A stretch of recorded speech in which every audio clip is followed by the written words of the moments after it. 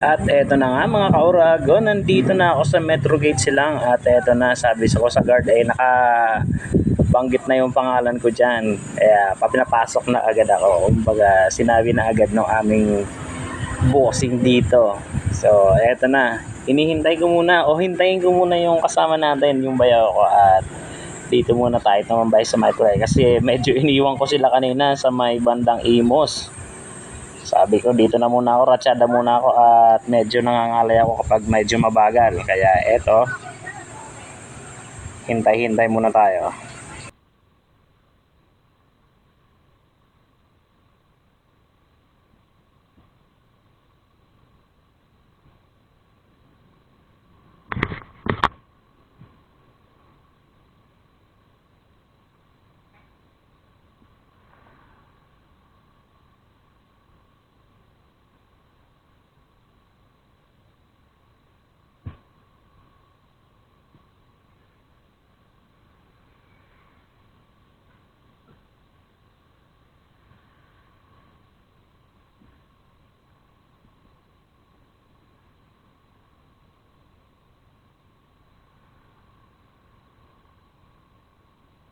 Nandito na ako sa gitna, tagal nila.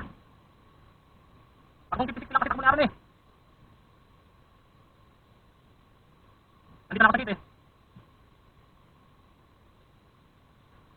Hindi.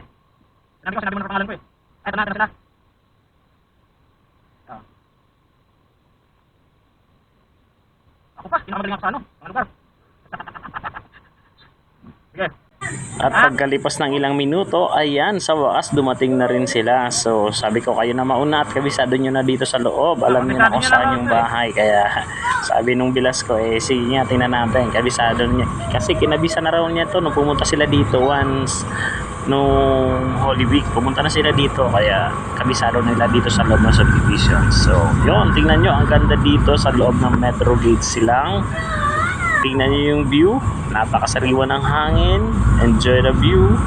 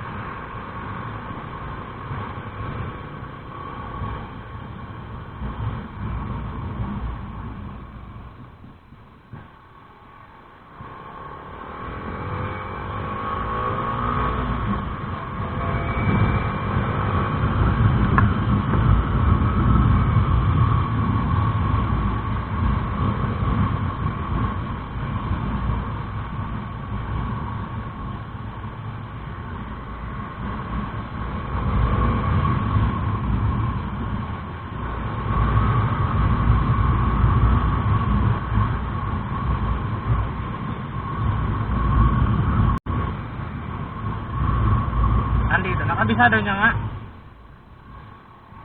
Dito kami sa clubhouse eh.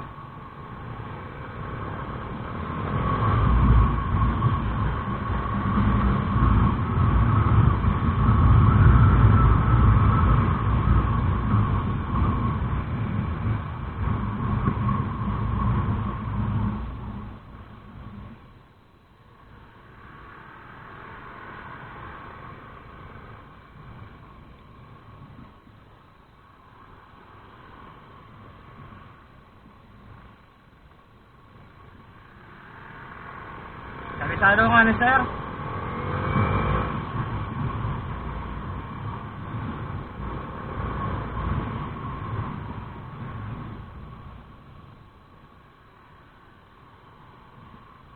Eto na, palapit na kami ng palapit sa bahay ng aking bilas. At thanks God, safe kaming nakarating dito sa silang sa Metro Gate.